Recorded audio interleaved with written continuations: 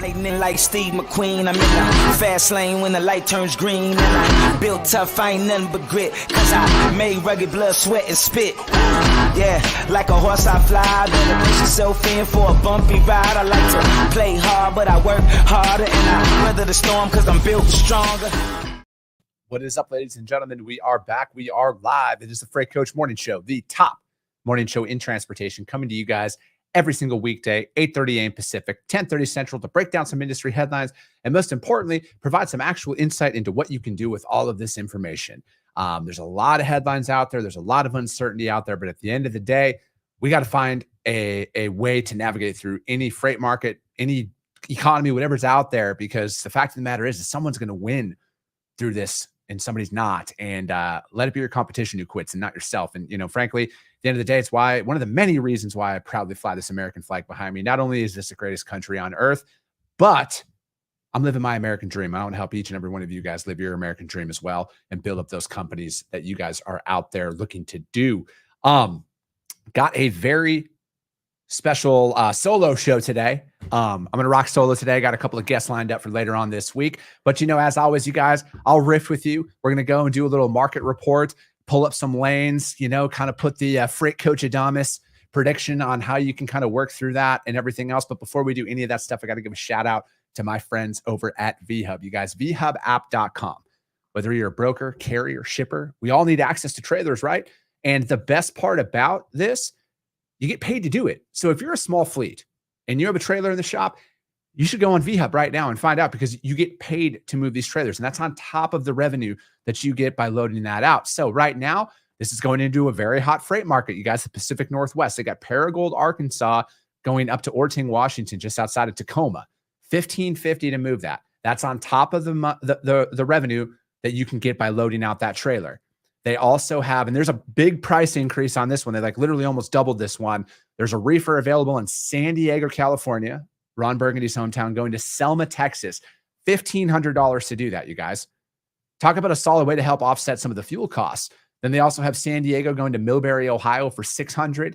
They have San Diego going up to Spokane, Washington for $600 as well. Another solid freight market, you guys. Pacific Northwest, harvest season, going to roll right into Christmas tree season. It's a good area to be in. And then they also, for all of my friends up in Canada right now, they have a Milton, Ontario to Montreal for $250 Canadian. So hit them up, you guys, vhubapp.com. My friends Stacey Steen, Xavier Campos, they'll be in the audience. They'll be able to help you guys out.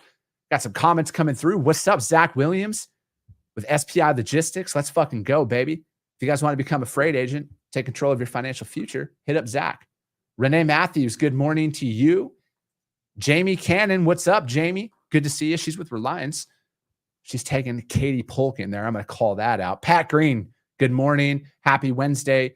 And Nicholas Liendo, let's go. You are correct. All right.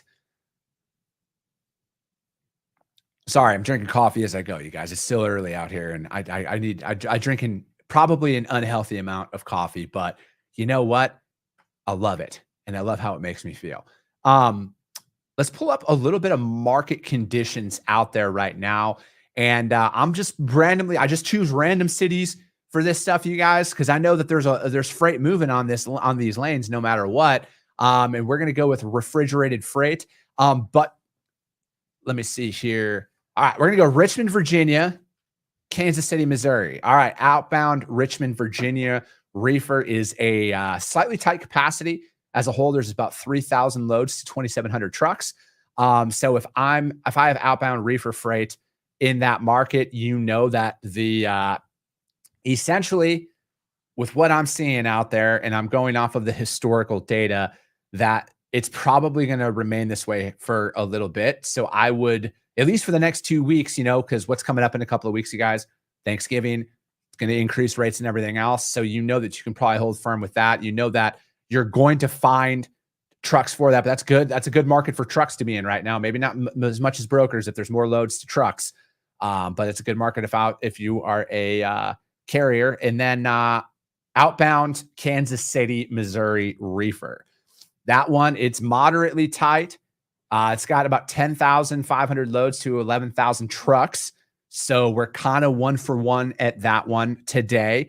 And for me, it's going to be one of those situations where I'm going to proceed with caution. Cause again, like that's one thing you have to take out as you're pricing through the remainder of this year. You obviously have 2 major holidays that are coming up in that. The week of Thanksgiving, in my opinion, and then like the Monday after Thanksgiving are some of the worst times of the year to get out there for a pricing standpoint, because it's kind of like a complete crapshoot on capacity, because we never know who's shutting down and who's staying out there. And then same thing around Christmas as well. It's kind of a complete crapshoot as to who's going to be moving those weeks and who's not. So again, I would always proceed like this for the remainder of this year. It's almost in like 2-week increments, because you never know when there's going to be spikes. And then I think going into Q1 of next year is going to be a market where, if you've been around this industry for a long time, you know exactly how to operate in Q1 of next year.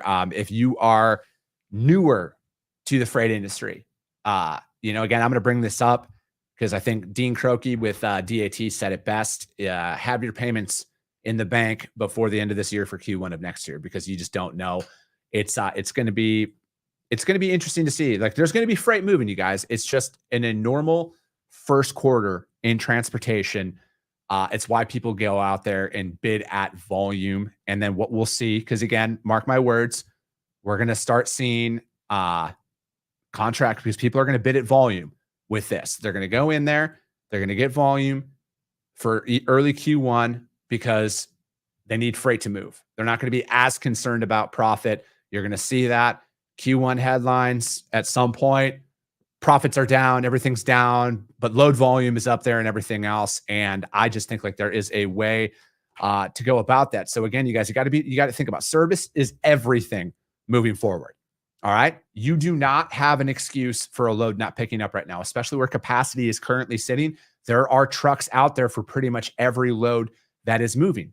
So if you're a broker and you're going to proceed with this mentality going forward, you're not going to have a second chance if you screw up.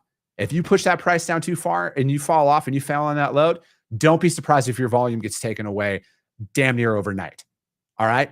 That's the market that we're in right now. The real transportation professionals who've been around it, very aware of it.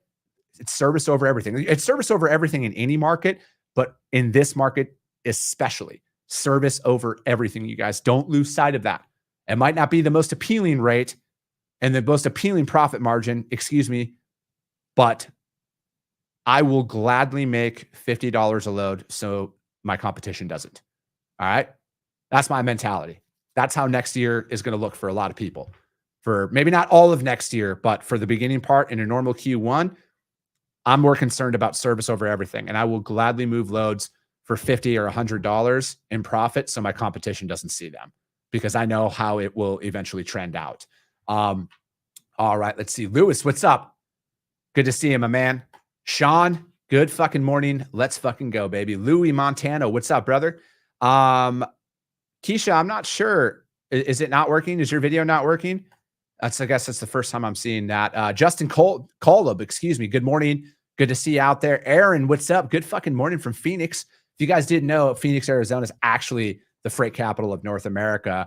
And, I'm really just saying that to get under people's skin from Chicago and Chattanooga, because like that's what everybody thrives on, about how they're, freight alley and transportation capital. Fucking Phoenix is the transportation capital. I'm calling it right now. Fabian, what's up, my man? Good to see you. Keisha says that they've been in business transportation since 1915. Excuse me. I love it. Also, this is another one of those platforms, you guys, where if your company is hiring, all right, put that out there in the notes, in the comments. Comment on that. If your company's hiring right now. Obviously, there were some big layoffs here recently. God knows how many more are going to be coming. But again, if you're in that position right now where you are hiring, put that out there. If you were affected by some of these layoffs here recently and you are watching this show, hit your boy up. I know a lot of people in this industry. I will be more than happy to put you in contact with people right now who are hiring for multiple roles across the industry. I'm personally hiring inside of my companies. If you guys want to come and work with the Freight Coach, Cassandra Gaines, she's hiring over at Carrier, sure. Chandler McGann, hiring right now. All right. And he's in Dallas, Texas. He's with Next Exit Logistics. He's hiring. Again, if you're hiring, put that stuff in the comments. Let me see. Keisha says, always hiring.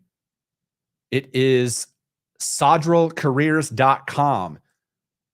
Julia, it was like that for a little bit. Yeah, I don't know. I can't help that. I'm trying. I'm not a tech company. Freight Coach Morning Show is not a tech company. We're trying here. Let me see. Good morning to you, though, Julia. Let's fucking go. Josh Smith says First Call Logistics is hiring as well. And yeah, let me see here. All right, let's get on to some headlines. And again, if this is Nicholas Leendo, he says Blue Star Mex is hiring as well.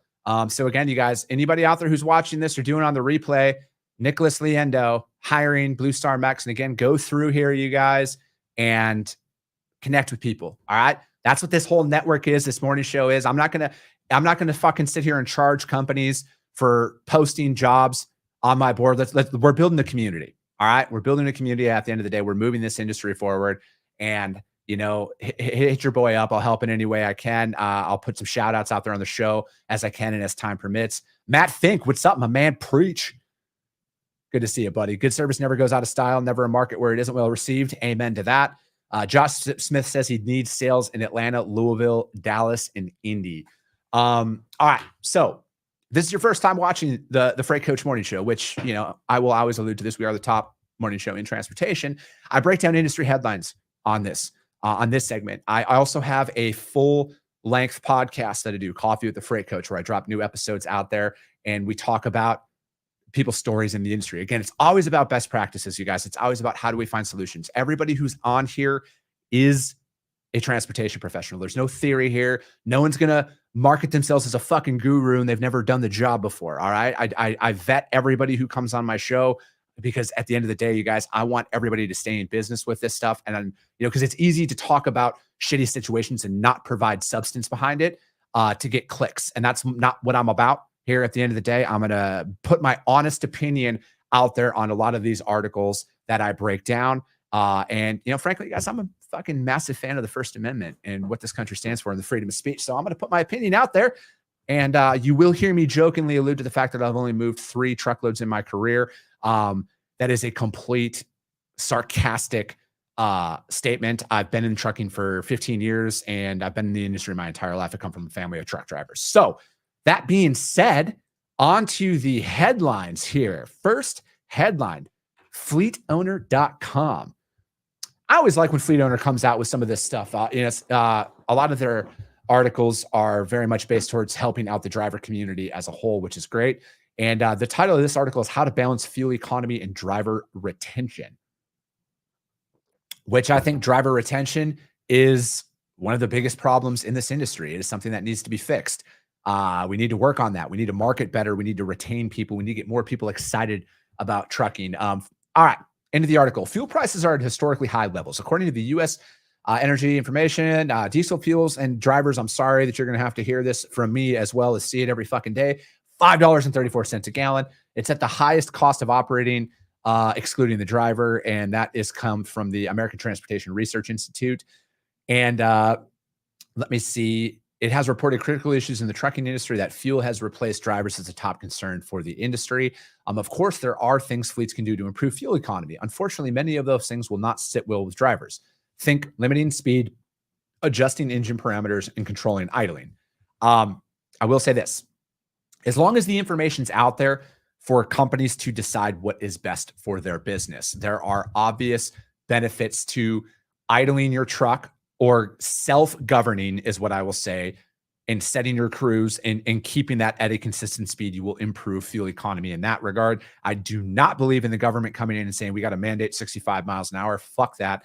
But there are obvious benefits out there for you if you will idle your engine and if you will keep that self-governed at like 65 miles an hour. There are some obvious fuel benefits, fuel save benefits, and everything else. Let me see. And then, because it does go on to say, however, at $5 a gallon, fleets can't afford to continue with business as usual. A balanced approach is required to improve fuel economy. In a perfect world, fleets would replace older assets regularly with new assets that would have improved fuel economy, even if the improvement is incremental. At $5.34 a gallon, an additional 1/10 of a mile per gallon can add up to real savings. However, we are not in a perfect world. So fleets have been forced to abandon their normal replacement cycles because truck makers, are hamstrung by material shortages, preventing the production of enough new trucks to meet demand. Fleets need to look other ways to improve their fuel economy with older assets. And there are simple and inexpensive things they can do, such as added vented mud flaps, as well as larger investments like chassis skirts and trailer gap closure devices. Route optimization is another strategy that fleets can do to save money. And if you're looking at your routing lately, if you haven't looked at it lately, invest some time in doing so. You may find significant savings. Again, shout out to my friends over at Trucker Tools, longtime supporter of everything that I do. On their app, you guys, if you're a driver and you're not on Trucker Tools, it's free for you, but you can pull up the lane that you're running. So again, I was using Richmond, Virginia to Kansas City, for example. On Trucker Tools, you can drop your lane in there and it will show you who has the most cost-effective fuel in that route. So you can plan accordingly to that. You need to look into that stuff because 5 to 10 cents a gallon difference. It's a massive, massive change if you compile that over a extended period of time, because fuel prices aren't going down anytime soon, and it's. So again, you got to look into it. There are tools out there for you right now.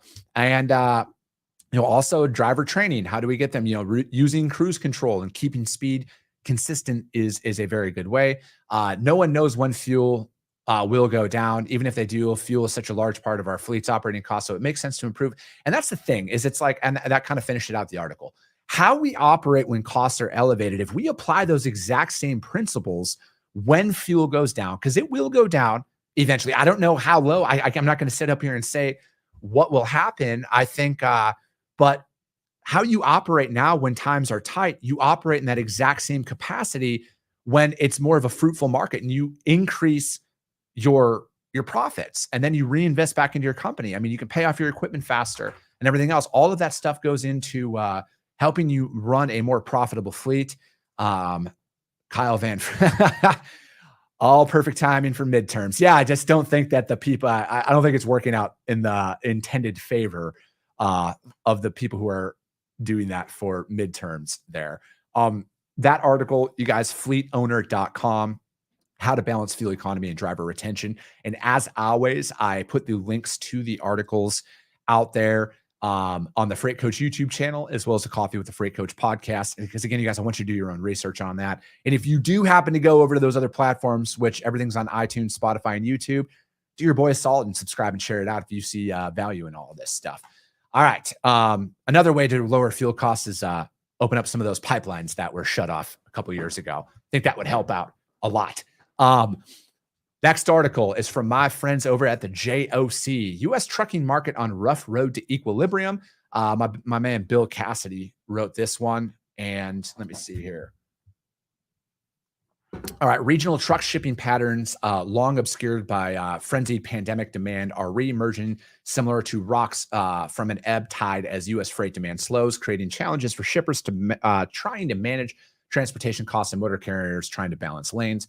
New regional patterns are emerging as well, created by the shift of imports. Then also the impact of Hurricane Ian is another layer of disruption that is out there. Capacity is available overall, but can be tight on regional or even local basis, depending on many factors, including changes in seasonal demand that are apparent as overall freight volumes ease. Shippers are addressing the problems by reallocating freight within their network and trying to better match their freight with capacity offered by trucking companies on a lane-to-lane basis. Technology is helping shippers and carriers identify pockets of capacity that's out there. In recent weeks, we've seen pockets where freight has been hit or miss. Greg Ord is the president of truckload carrier CFI in the Pacific Northwest. 1 week we might not have had enough freight, and the next we'd have more than what capacity can haul. The West Coast has been our nemesis because it's inconsistent. And it gets even more inconsistent as the traditional holiday freight starts coming up and running. The Midwest has been more consistent. They've said that the automotive industry is doing very well. So our manufacturing industries are finally beginning to roll out. It's turkey season, and Minnesota is the biggest turkey producing state that's out there. Dean Croakey, he's the principal analyst for DAT Freight and Analytics, had said we're going to see a lot more refrigerated tractor trailers shifting to the Midwest to meet the demand as holidays approach. So again, take that in consideration. If you're out there and you're looking to build your book of business, again, I'm always about the niche. I'm always about staying in that niche. But hey, if you're building up and you're starting out, food is always going to be a thing. Again, it's like if you're looking at it from an overall macro scale, while people's purchasing patterns shift, all of a sudden, a lot of people don't have the discretionary income to purchase outside of the necessities. So if you're trying to correlate that into freight, what's a necessity? Food, water, clothing, plastic bottles, shampoo, stuff like that. Like think about that as you're going after it and start targeting that segment of the industry to help you build out your book of business. Because as the economy continues down the path that it is, which is not favorable, and I hate bringing this stuff up on the show because I try and make it as much industry specific as possible, but you got to look at that. Like, what do people purchase no matter what? All right. And if I'm building up my trucking book of business, and this is how it's all correlated, I'm going after specific commodities that I know people are going to purchase, whether it's a booming economy or whether it's a recession, which let's call it what it is. That's what we're in right now. So that's how I would go about looking and moving forward on the commodities that I'm going after. I also look at the infrastructure bill that was passed and all of that money that's going out there. So there's going to be a lot of construction. So again, think about this stuff, you guys. Where would I position myself? That's where I'm going. I'm all about that. In my brokerage, that's what we're doing. Open deck and heavy haul, you guys. That's our jam. That's our bread and butter. That's what we are known for. All right. So that's where I'm going with that. And all right, heading for an equilibrium. The regional spikes and valleys are a sign that the market is a bumpy road between equilibrium. Jeff Tucker, he's the CEO of Tucker Company Worldwide. The freight market seems to be settling after all the shuffling of carrier partners because when you were shipping extra stuff, you didn't know how you had to ship. That means pricing in certain truckload lanes and regions may spike, while pricing in other lanes drops, keeping shippers on their toes as they adjust and readjust routes and budgets. Spot rates paid by brokers and truckers hauling drive-in freight from Houston to Phoenix, for example, were up 6 cents per mile on average at the end of October from $2.14 from the month before. On a national basis, DAT average drive-in spot rate paid to truckers dropped 7 cents in September to $1.77, excluding fuel surcharges. Including surcharges, the national average dropped 2 cents to $2.43 a mile last month. So again, it's like this is why I don't like when you hear overall information. Like, yes, there's validity to it, you guys, but it's not on a lane by lane basis. Like, just because it's $2.43 a mile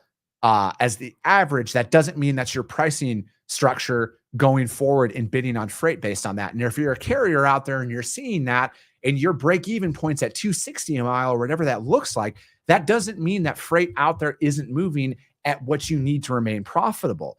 Okay. So I always like to put that stuff out there with a ingest. All right. Like, yes, it's a real thing, but it's also not applicable to every single facet of this industry. Every single lane is different. That's why it's very, very, very important to know the region that you want to run in and build out that matrix and go with that. Let me see. And then as we're kind of tying this up, shippers should focus not on just being agile or flexible, but building resilient supply chains in this market, said Tucker. And they not only have to be able to pivot when it changes to take place in agreements and supply chain structure. That means that using more brokers as well as core carriers in routing guides, a step Tucker said has already taken place. Strategically, it's important to have brokers as peers with your core carriers. And it closes out by saying the market is changing every week in meaningful ways, said Orr from CFI. And I think first quarter is going to be an adventure, to say the least. And again, that article is from the JOC. U.S. trucking market on a rough road to equilibrium. And again, I think it's it's a very real thing, you guys. But as a typical freight market identifies itself, which if you've been in the industry for a long time, you understand how Q1 has historically very, very slow. All right. Overall, there's freight moving, but it's slow. And then I always refer to it as the Q1 All-Stars because everybody can cover anything in Q1. But then inevitably, when they're high and paying customers start moving freight again, add volume, all the freight that they bid to capture market share gets rejected. So that's why you got to keep that pipeline full, you guys. You got to keep prospecting no matter what, because it's only a matter of time before somebody fucking stops. All right. So keep that in mind. Last, third and final article, tone sours on Q3 trucking calls. This is from FreightWaves. Carriers say peak season demand, project freight, and none of that stuff materialized. Let me see here. All right. I'm just paraphrasing a lot of this stuff, you guys, because there's kind of a lot of repeats, JOC in their article as well. The last 2 weeks of September unraveled. The declaration in fundamentals during late September was notable in response to the monthly supply chain logistics manager index showed respondents said transportation capacity loosened and pricing fell at an accelerated pace during the last 15 days of the month. It's rare that you go into fourth quarter and not see some type of seasonal uplift in projects and spot opportunities, said CEO, Knight-Swift CFO Adam Miller. Especially with companies of our scale, we typically get some large, kind of difficult projects to handle. Landstar saw loads hauled by truck decline as the quarter progressed. Total truckloads were up 5% year over year in July, flat in August, down 1% in September. October loads were down year over year by a single-digit percentage. And everybody's indicating flat to soft, muted peak season. Since our July call, I would say that we have clearly softened up compared to anticipation of a better peak season as a whole. And, it said Knight-Swift missed some of their expectations. And again, it's the tone of this article is one thing because all of them still made a fuckload of money as a whole, but they're switching their tone because they're preparing their investors for probably a decrease in fourth quarter. I don't know how much of a decrease, but they're just preparing people for that because a lot of stuff hasn't materialized. A lot of cost cutting has came into place. Carriers are finding themselves on the wrong side of the cycle. Commentary has become a bit more defensive. Large carriers will continue to pursue growth initiatives through M&A. Further evidence has presented itself over the course of the quarter that requires increased level of caution and awareness and a broader demand trend, said JB Hunt CEO John Roberts. Our capital allocation process will continue to follow the exact same way that we've done over the last 5 years, said Shelley Simpson. We've been very we've been on the offense over the last 2 years, making sure that we are prepared and ready for our customers. It's going to give us a chance to take a little bit more of a breath and a little bit more structured discipline in staying out there as a whole.